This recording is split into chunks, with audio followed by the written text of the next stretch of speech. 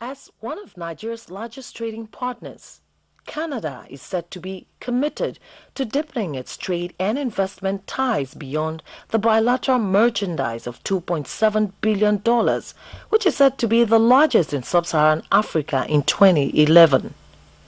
Early in 2013, Canada and Nigeria had agreed to partner and explore various areas to boost the trade volume to $6 billion by the year 2015. This was shortly followed by the visit of the Canadian Minister of International Trade, Ed Fast, with a large Canadian delegation to Nigeria. In May 2013, the Nigeria High Commission in Ottawa, in collaboration with the Canadian Council on Africa, put together the Canada-Nigeria Investment Conference.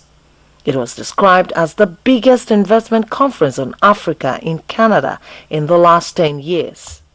The Nigerian delegation, led by Nigeria's Vice President Mohamed Namadi Sambo, met with the Canadian Prime Minister Stephen Harper in Ottawa before the main investment conference in Toronto. Ministers, governors and members of the private sector in Nigeria met their Canadian counterparts to look at areas like power generation, petrochemicals, mining, aviation, health, education, agriculture and film production. We have successfully privatized 5 generation companies and 7 distribution companies in Nigeria today, which is one of the biggest. As I speak, they are providing us transaction advice to privatize 10 new thermal power plants. And these plants are worth about $4 billion. And we intend to reinvest the sales proceeds to expand our transmission system in the country. And meetings like this are an important way to do that. We have a wide diversity of sectors represented here. We have aeronautics, information technology, we have our education sector. Canada is one of the best destinations in the world today for investment.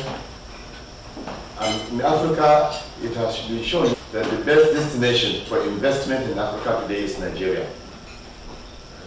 So we are looking forward from now on to see signatures going on in partnership between Nigeria and Canadian businesses.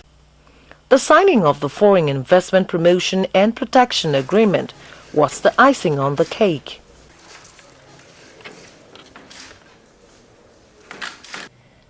And I must say, Minister Aganga, when we had our meeting in Nigeria, we raised the issue of the FIFA. And we didn't know how serious Nigeria was. I think you understood we were serious. And here we are, a brief few months later, and we're actually already completed negotiations. And a lot of that, I understand, had to do with Vice President's intervention as well as your intervention. That is a sign of Nigeria's interest to have a strong economic relationship between Nigeria and Canada. Many Canadian investors have since reciprocated the gesture with series of visits to Nigeria. Also in the year under review, the Canadian Office of Religious Freedom announced a donation of over $500,000 to Nigeria to promote inter-community dialogue and conflict mediation in Plateau State. Canada has long supported Nigeria in their efforts to combat terrorism and to promote religious freedom. Today marks a continuation of that support. Nigeria's High Commissioner to Canada, Ojo Maduekwe, expressed appreciation on behalf of President Goodluck Jonathan and Nigeria, stressing that the nation's uniqueness calls for religious harmony as the first condition for the exercise of freedom, quoting Benjamin Sachs. Can we make space for difference? Can we hear the voice of God in a language, a sensibility, a culture, not our own? Can we see the presence of God in the face of a stranger? The Religious Freedom Fund is for addressing violations of freedom of religion or belief through advocacy and training.